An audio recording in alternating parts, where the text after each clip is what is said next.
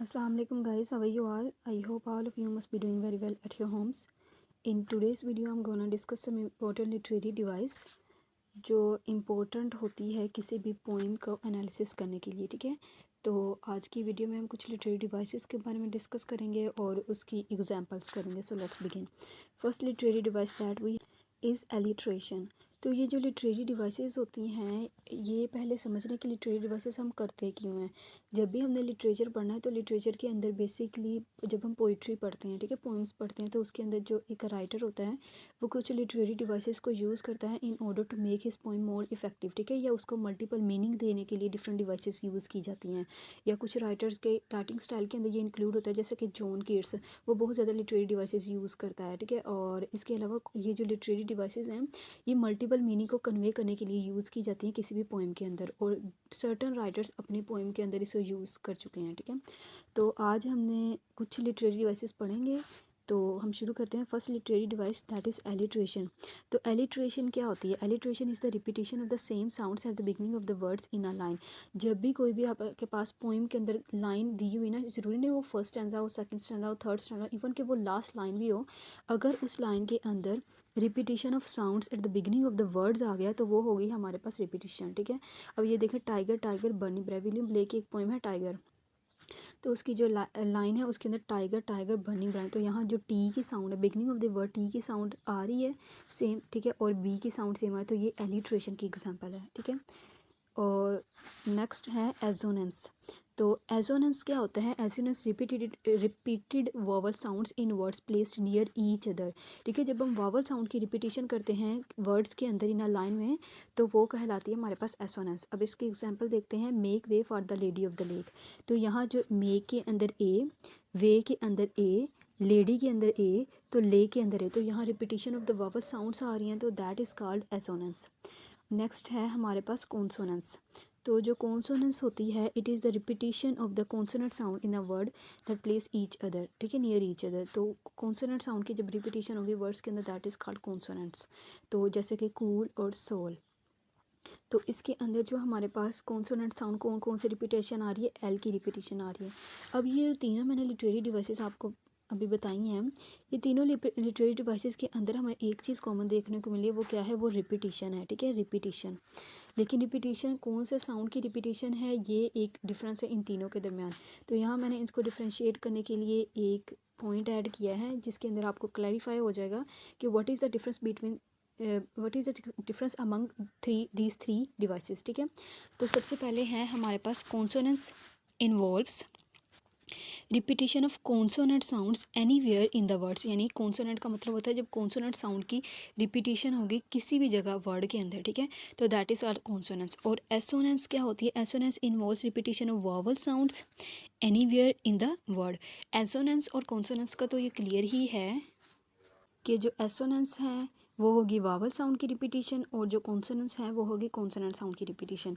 लेकिन जो एलिट्रेशन है, एलिट्रेशन रेफर करती है repetition of any sound in the beginning of the word, ठीक है, वर्ड के आगाज़ में जब आती है ना, तो वो होगी एलिट्रेशन। तो आई थिंक कि अब आपको क्लियर हो चुका होगा कि एलिट्रेशन क्या होती है, एसोनेंस और कॉन्सोनेंस। अब डिफरेंट जो राइटर वो अपनी पोइम्स के अंदर इन लिटरेरी डिवाइसेस को यूज़ करते हैं। तो जो नेक्स्ट हमारे पास है वो है सिमिली। सिमिली बहुत इंपॉर्टेंट डिवाइस है। तकरीबन बहुत सारी ही आलमोस्ट मैं कह सकती हूँ कि ज़्यादातर पोइम्स के अंदर हमें सिमिली और मेटाफर देखने को मिलता है। तो सिमिली क्या है? Simile is a direct comparison of two unlike things using words like और एज, लाइक एंड एज। यानी जब हमारे पास दो हम कह सकते हैं कॉन्ट्रास्ट वर्ड या दो वर्ड का डायरेक्टली कंपैरिजन किया जाए by using the words like और एज का वर्ड को यूज़ करके हम जब किसी दो चीज़ों का कंपैरिजन करें, that is called simile. For example, he is as dumb as an ox. तो जो एज का वर्ड यूज़ किया गया है ना कंपैरिजन करने के लिए, ही यानी किसी भी बॉय के दरमियान और ओक्स के दरमियान कंपैरिजन करने के लिए एज का वर्ड यूज़ किया, दैट इज़ कॉल्ड सिमिली, ठीक है। और इसी तरीके से यहाँ मैंने एक वर्ड्सवर्थ की डैफोडिल की एग्जाम्पल ऐड की है। उसी की फर्स्ट लाइन के अंदर कहता है I wandered lonely as a cloud. तो एज अ क्लाउड वो कंपैरिजन दे रहा है अपने और क्लाउड के दरमियान by using the word as, ठीक है। और इसी तरीके से अगर जब कोई राइटर एज या लाइक के वर्ड को यूज़ करके दो चीज़ों के दरमियान डायरेक्टली कंपैरिजन करता है, दैट इज़ कॉल्ड सिमिली। और सिमिली और मेटाफर तकरीबन सेम ही हैं, बस थोड़ा सा डिफरेंस है इनके दरमियान। अब मेटाफर देखते हैं। A metaphor is a condensed form of simile in which comparison between two different objects is shown without the use of word like and as। यानी जो मेटाफर और सिमिली के दरमियान कंपैरिजन क्या है कि दोनों, जो मेटाफर है वो इसकी कंडेंस्ड फॉर्म है, ठीक है, और जो सिमिली और मेटाफर के दरमियान दोनों के अंदर डायरेक्टली कंपैरिजन किया जाता है, लेकिन सिमिली के अंदर वर्ड एज और लाइक को यूज़ करते हो और इसके अंदर हमने एज और लाइक के वर्ड यूज़ नहीं करने, डायरेक्टली कंपैरिजन कर देना without using these words. Example देखते हैं। Camel is the ship of the desert. तो कैमल को उसने कंपैरिजन किया है शिप ऑफ द डेजर्ट के साथ विदाउट यूजिंग वर्ड लाइक और एस। यानी हम किसी को ना कंपेयर कर देते हैं लाइक और एस का वर्ड यूज़ किए बगैर, तो दैट इज़ कॉल्ड मेटाफर।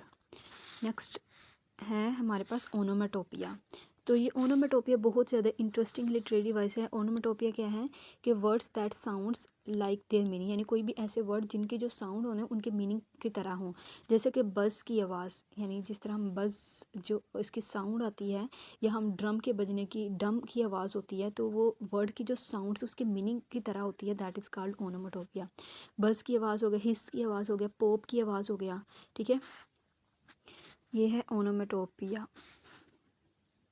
और जैसे कि गैबरिंग की आवाज़ हो गई, ऐसी जो वर्ड की, ऐसे वर्ड्स की जो साउंड्स उनके मीनिंग की तरह होती हैं ना, मीनिंग के साउंड की तरह होती हैं, तो वो होती है हमारे पास ओनोमेटोपिया। नेक्स्ट है एलिगरी। तो जो एलिगरी क्या है, allegory okay, allegory is a poem in which has more than one meaning and interpretations. यानी एक कोई भी ऐसी पोएम जिसके एक या एक से ज़्यादा मीनिंग्स हो सकते हैं, वो कहलाती है एलिगरी। यानी राइटर उसके अंदर एलिगरी की लिटरेरी डिवाइसेस यूज़ करता है। फॉर एग्जांपल वो कहते हैं कि कंसिस्ट ऑफ हिडन मीनिंग, यानी उसके अंदर राइटर कोई हिडन मीनिंग हमें दे रहा होता है, ठीक है। एलिगरी ऐसी पोएम को रेफ़र करती है जिसके अंदर राइटर कुछ हिडन मीनिंग कन्वे कर रहा होता है, यानी उसका सरफेस मीनिंग सेपरेट होता है, सरफेस मीनिंग भी होता है, लेकिन उनका जो डीपर मीनिंग होता है, इनर मीनिंग होता है, वो सर्टन हो सकते हैं, ठीक है। उसके अंदर कुछ सर्टन इंटरप्रिटेशंस हम कर सकते हैं। जैसे कि टाइगर बर्निंग ब्राइड के अंदर वो सरफेस तौर पे तो टाइगर का गुस्सा दिखा रहा है, ठीक है, विलियम ब्लेक, लेकिन इसका जो हमारे पास डीपर मीनिंग होगा, जो इसकी इंटरप्रिटेशन करेंगे वो इंग्लैंड की सोसाइटी के अपर क्लास सोसाइटी या उनकी क्रुएलिटी को दिखा रहा है फ्रेंच रेवोल्यूशन के बाद, ठीक है। तो इस तरह राइटर जो एलिगरी होती है कि उसके अंदर सर्टन मीनिंग देता है। और इसी तरीके से एक हमारे पास प्ले है, अमेरिकन प्ले है द क्रूसिबल, ठीक है, ऑर्थर मिलर ने इसे लिखा था, और उसके अंदर भी वो सरफेस लेवल पे तो हमारे पास ये एक एलिगोरिकल प्ले है, यानी इसका जो टाइटल वो एलिगोरिकल टाइटल है। इसके अंदर सरफेस लेवल पे तो क्रूसिबल दिखा रहा है, लेकिन जो इनर मीनिंग है वो उसके अंदर हमें एलिगोरिकल कॉन्टेक्स्ट की सूरत में बात कर रहा है, और that context was the Salem which trails, ठीक है। तो इस तरह राइटर कुछ सर्टन मीनिंग दे देता है अपनी राइटिंग स्टाइल के अंदर इस डिवाइस को यूज़ करते हुए। नेक्स्ट हमारे पास है पर्सोनिफिकेशन। तो जो पर्सोनिफिकेशन होती है, अगर मैं आपको इजी वर्ड के अंदर बताऊँ ना कि पर्सोनिफिकेशन क्या होती है, तो पर्सोनिफिकेशन जब हम नॉन या इनमेट ह्यूमन नहीं या इनमेट थिंग्स को, ठीक है, या नॉन लिविंग थिंग्स को जब हम ह्यूमन बीइंग की क्वालिटीज़ दे देते हैं, दैट इज़ कॉल्ड पर्सोनिफिकेशन।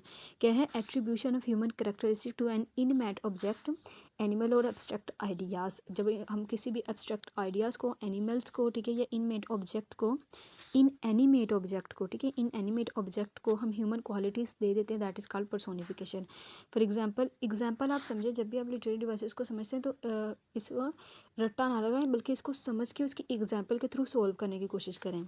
अब इसकी एग्जांपल क्या है, सबसे पहले हमारे पास एग्जांपल है the clouds are dancing in the sky. तो यहाँ क्लाउड्स की बात हो रही है, ठीक है, इन एनिमेट ऑब्जेक्ट की बात हो रही है जो डांस कर रहे हैं, तो डांस करते हैं तो ह्यूमन क्वालिटी, ह्यूमन करेक्टरिस्टिक्स को वो एक क्लाउड को दे रहा है, ठीक है। तो ये यहाँ पर सोनिफिकेशन यूज़ की गई है। वर्ड्सवर्थ अपनी डैफोडिल के अंदर भी यूज़ करता है, वो कहते हैं beside the lake we need the trees fluttering, वही नीड नहीं आएगा यहाँ, सा आएगा, fluttering and dancing in the breeze है। तो जो फ्लटरिंग और डांसिंग इन द ब्रीज, ये किसकी, डैफोडिल्स की बात कर रहा है कि हमने लेक के पास देखा कि जो डैफोडिल है वो डांस कर रहे थे, तो डैफोडिल का डांस करना को वो रेफ़र कर रहा है ह्यूमन क्वालिटीज़ को, दैट इज़ कॉल्ड पर्सोनिफिकेशन, ठीक है। नेक्स्ट है हमारे पास ऑक्सिमोरोन। तो जो ऑक्सिमोरोन क्या होती है, oxymoron is a combination of two words that appear to contradict each other. ये जो ऑक्सिमोरोन और पैराडॉक्स ये दोनों ही इकट्ठी, जिस तरह हमने एलिट्रेशन एसोनेंस को किया, सिमिली मेटाफर को किया, ठीक है, इसी तरीके से ऑक्सिमोरोन और पैराडॉक्स भी तकरीबन सेम सेम है, बस थोड़ा सा इनके दरमियान फ़र्क है। वो ये कि जो ऑक्सिमोरोन के अंदर हम क्या करते हैं, टू कॉन्ट्राडिक्ट वर्ड्स को लेते हैं, ठीक है, वर्ड्स को लेते हैं, ठीक है। और जब पैराडॉक्स के अंदर हम क्या करते हैं, स्टेटमेंट को लेते हैं, कॉन्ट्राडिक्ट स्टेटमेंट को लेते हैं। किस तरीके से, oxymoron is a combination of two words that appear to contradict each other. For example contradict word है बिटर स्वीट, एक तरफ तो बिटर वर्ड यूज़ कर रहा है, दूसरे नंबर पे स्वीट इकट्ठा यूज़ हो गया, दैट इज़ कॉल्ड ऑक्सिमोरोन की एग्जांपल है।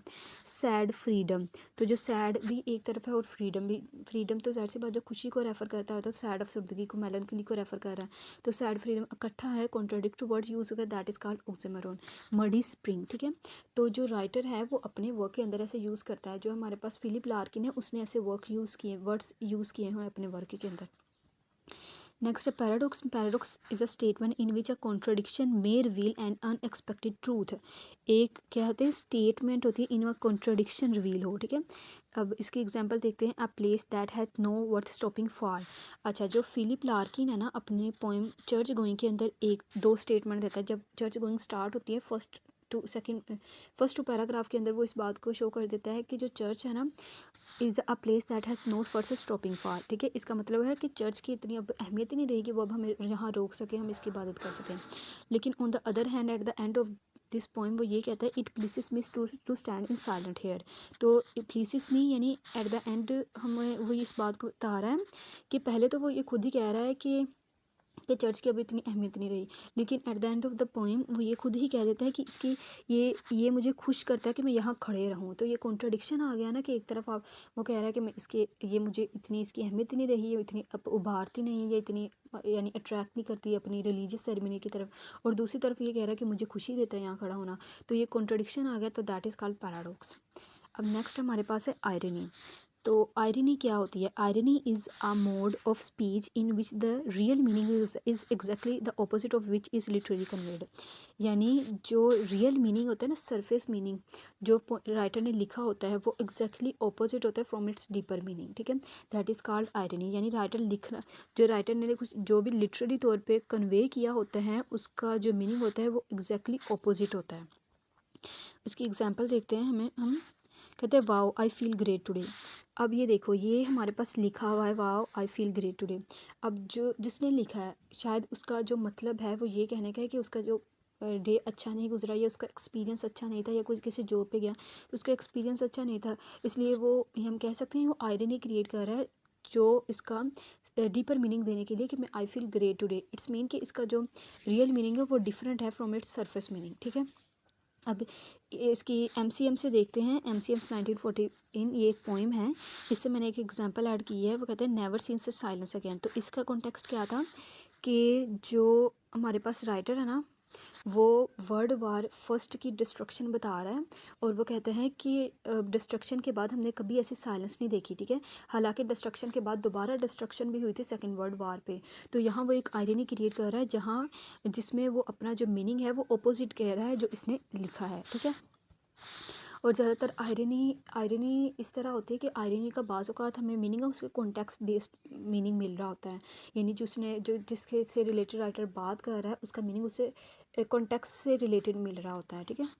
नेक्स्ट हमारे पास पन। अब जो पन है, पन consist in a play on the various meaning of a word and is seldom used and accepted as a joke। ये जो joke वर्ड है ना, ये इसका हम कह सकते हैं जो क्लू वर्ड है, ठीक है। पन का ये जोक वर्ड, या हम कह सकते हैं कि पन लिटरेरी डिवाइस का यूज़ राइटर उस वक्त करता है जब वो कोई जोक क्रिएट करना चाहता हो, ठीक है, या कोई वर्ड प्ले करना चाहता हो।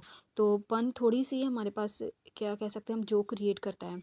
अब इसकी एग्जांपल देते हैं, इस लाइफ वर्थ लिविंग। क्या अगर किसी ने पूछा कि क्या ज़िंदगी वर्थ लिविंग है, तो अगला जवाब दे कि yes it is based on the lever. तो ये जो लीवर पे बेस करते हैं, ये खुद ही एक हमारे पास जोक क्रिएट करा है। हालांकि किसी ने जब पूछा होगा कि क्या ज़िंदगी वर्थ लिविंग है, शायद उनका कोई और मकसद हो या रिलीजियस सेरेमनी से रिलेटेड हो या कुछ, लेकिन उसको जवाब क्या मिले, it is based on the lever. तो यहाँ जो राइटर है वो क्रिएट कर रहा है एक पन, यानी वो कुछ जोक यानी कुछ मज़ाहिया अल्फाज यूज़ कर रहा है अपनी बात को कन्वे करने के लिए, दैट इज़ कॉल्ड पन। तो जो राइटर हैं वो अपनी राइटिंग स्टाइल के अंदर इनको यूज़ करते हैं, ठीक है। जो हमारे पास ये लिटरेरी डिवाइसेस होती है, ये ड्रामा के अंदर भी देखने को मिलती है। मोस्टली लिटरेरी डिवाइसेस हमें पोइम्स के अंदर देखने को मिलती है। ज़्यादातर तो ड्रामास के अंदर हमें लिटरेरी डिवाइसेस सिम्बोलिज्म देखने को मिलता है, ठीक है। और इसके अलावा बाज़ औक़ात कुछ राइटर की ऐसी होती है राइटिंग स्टाइल की, वो पर्सोनिफिकेशन का भी बाज़ औक़ात यूज़ कर देते हैं इस तरह, ठीक है। नेक्स्ट हमारे पास है ट्रांसवर्ड एपिथेट। ये जो लिटरेरी डिवाइस है ना, ये ट्रांसवर्ड एपिथेट, इसको देखते हैं। It is in this figure an epithet. जो एपिथेट यहाँ रेफर कर रहा है किसी भी एक ऑब्जेक्ट को, किसी भी थिंग को, is transfer from its proper word to another word that is closely associated with in the same sentence. यानी एपिथेट का मतलब है कोई भी ऑब्जेक्ट का ट्रांसफ़र हो जाना इसके प्रॉपर वर्ड से उस वर्ड की तरफ जो इससे क्लोजली एसोसिएटेड है। जैसे कि अगर मैं कहूँ, यानी अगर यहाँ एग्जांपल देखें, she passed a sleepless night, तो यहाँ पास्ट जो वर्ड था, पास्ट का मतलब वो गुजर गया यानी उसकी डेथ हो गई। स्लीपलेस नाइट, तो जो यहाँ स्लीपलेस का वो वर्ड यूज़ कर रहा है, इट्स मीन कि वो इसके जो ऑब्जेक्ट के मीनिंग को वो ट्रांसफ़र कर रहा है कोई ऐसे मीनिंग की तरफ जो उससे क्लोजली एसोसिएट है। अब यहाँ वो कह रहा है she passed a sleepless night, यानी ऐसी नाइट जिसके अंदर उसको बहुत ज़्यादा एंग्जाइटी थी, यानी इट्स मीन कि वो इस बात को कन्वे कर रहा है कि ही पास्ट नाउ, ठीक है, ही हैज़ पास्ट नाउ, वो अब गुजर चुका है। तो यहाँ ऐसी एपिथेट ऐसी होती है जिसके अंदर राइटर को सिर्फ अपनी बात को कन्वे करने के लिए ये डायरेक्टली मीनिंग नहीं दे रहा, वो हमारे पास कुछ ऐसे वर्ड्स यूज़ कर रहा है जिसकी वजह से हमें पता लग रहा है कि इसका ये मीनिंग है, ठीक है, sleepless night. Next literary device है metonyms. Metonyms is a figure of speech in which a person, place or thing is referred to by something closely associated with. तो ये देखें, ये भी closely associated है और यहाँ भी closely, लेकिन यहाँ वो रेफ़र करता है closely words की सूरत में, ठीक है। इसमें जो epithet यानी जो ऑब्जेक्ट है वो ट्रांसफ़र हो जाता है, लेकिन इसके अंदर क्या है, मेटोनिम के अंदर राइटर कुछ ऐसे वर्ड्स यूज़ कर देता है जो उसकी पूरी चीज़ को रेफ़र कर रहा है। फॉर एग्जांपल कोई ऐसा वर्ड जो उसको रेफ़र कर रहा है मेटोनिम्स के अंदर। फॉर एग्जांपल अगर मैं कहूँ आई एम रीडिंग शेक्सपियर, तो ये तो नहीं ना होता मैं शेक्सपियर पढ़ रही, इट्स मीन कि I am reading the works of Shakespeare. तो मैंने क्या किया, मैंने वर्ड का शेक्सपियर का यूज़ किया, ठीक है, अपनी बात को कन्वे करने के लिए, लेकिन जिसका मतलब क्या था कि वर्क्स ऑफ शेक्सपियर, यानी राइटर क्या करता है कि वो कुछ ऐसी चीज़ों का यानी कुछ ऐसे वर्ड्स का यूज़ कर लेता है जो उसका मीनिंग उसके अदर वर्ड से रिलेट कर रहा होता है, ठीक है। अब यहाँ इसकी जो मैंने डेफिनेशन ऐड की है वो देखें, a figure of speech in a person, place और thing is refer to by something closely associated with. ये वाला क्लोजली एसोसिएटेड विद यानी ऐसी चीज़ को रेफ़र कर रहा है जो इससे क्लोजली एसोसिएट हो रहा है, ठीक है। जो शेक्सपियर है वो इसके वर्क से ही एसोसिएट कर रहा है, ठीक है। अब है हमारे पास नेक्स्ट है सिंबल। तो जो सिंबल है ये बहुत ही इंपॉर्टेंट लिटरेरी डिवाइस है, ठीक है, बहुत से राइटर इसे यूज़ करते हैं। सिंबलिज्म क्या है, एन ऑर्डिनरी ऑब्जेक्ट, जब an ordinary object, event, animal और person to which we have attached extraordinary meaning और सिग्निफिकेंस।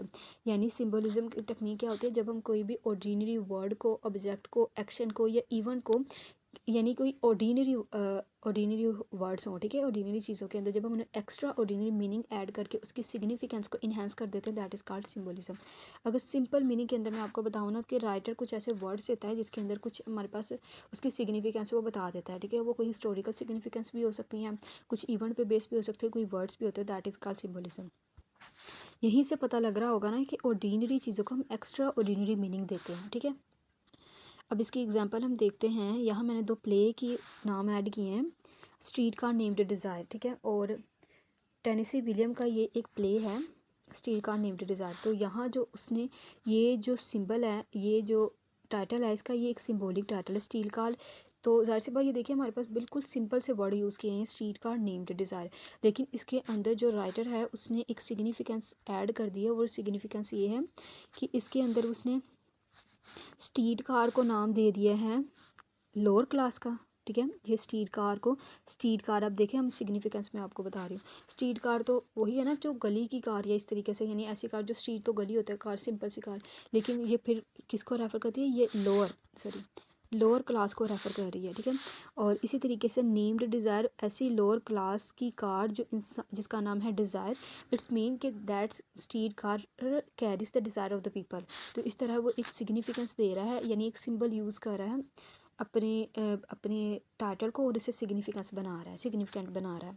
नेक्स्ट हमारे पास द वेस्टलैंड। वेस्टलैंड हमारे पास एक मॉडर्न पोएम है, बहुत इंपॉर्टेंट पोएम है टी.एस. एलियट की। इसके अंदर वो बहुत ज़्यादा सिंबल्स यूज़ करता है, ठीक है। अच्छा, नेक्स्ट हमारे पास है सिनेक्टिकी।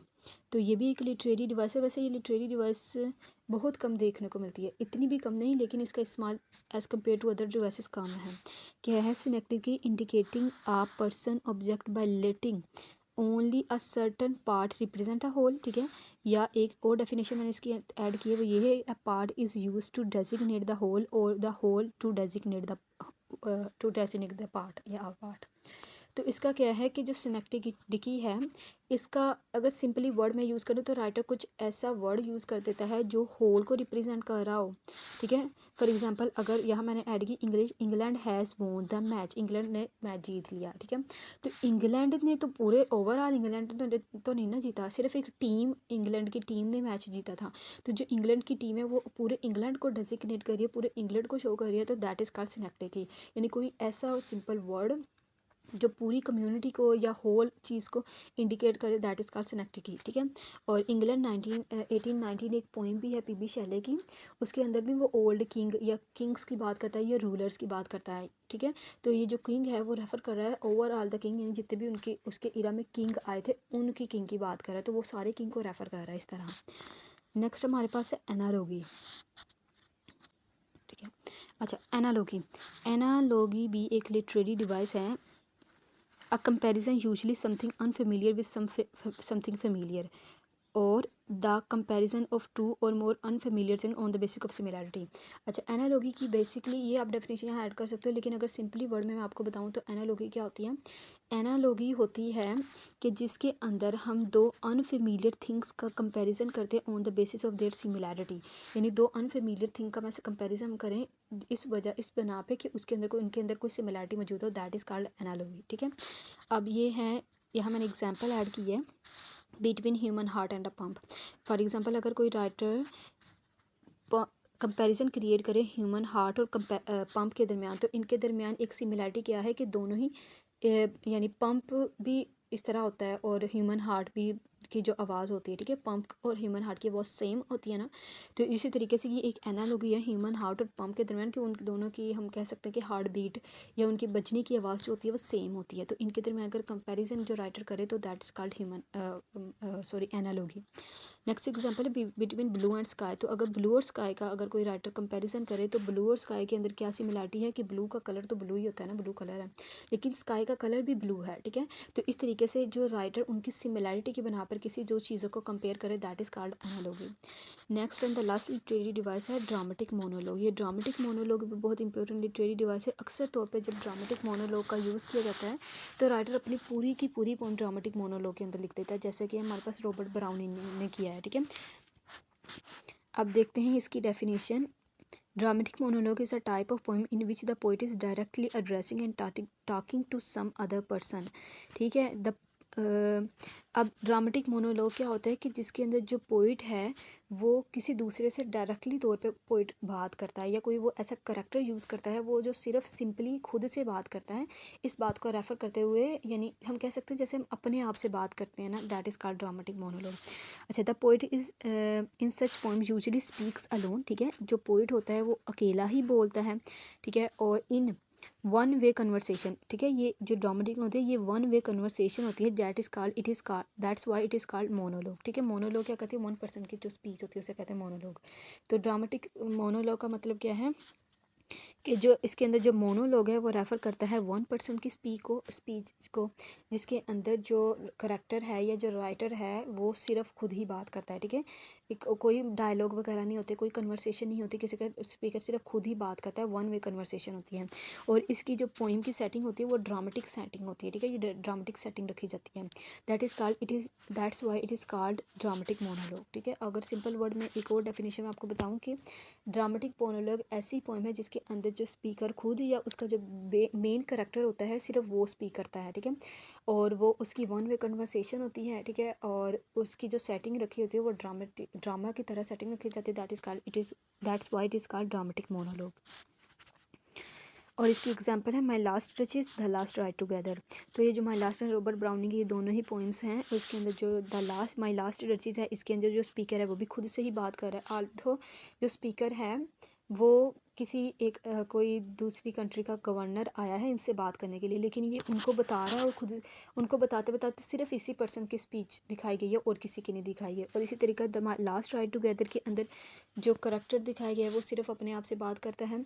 वो eight the end of the poem वो इस बात को सोचता है कि मैं तो अपनी गर्लफ्रेंड से मैंने बात करनी थी, लेकिन वो सारी पोइम में खुद से ही बात करता है, खुद ही सवाल करता है, खुद ही इसके जवाब देता है, ठीक है। That is called dramatic monologue. So these are some important literary devices जो हमें किसी भी पोइम की एनालिसिस के लिए इंपॉर्टेंट रोल प्ले करती हैं। जब भी आपने ये जो डिवाइसेस होते हैं MCQs पॉइंट ऑफ व्यू से भी हमें पूछे जा सकती हैं, और जब हम पोइम का एनालिसिस करते हैं, ठीक है, और क्रिटिकल अप्रिसिएशन करते हैं तो उसके अंदर भी इंपॉर्टेंट रोल प्ले करती हैं लिटरेरी डिवाइस। तो if you have any query about all of these device you can ask me in the comment session. तो दुआओं में याद रखिएगा, अपना खास ख्याल रखिएगा। अल्लाह हाफिज़।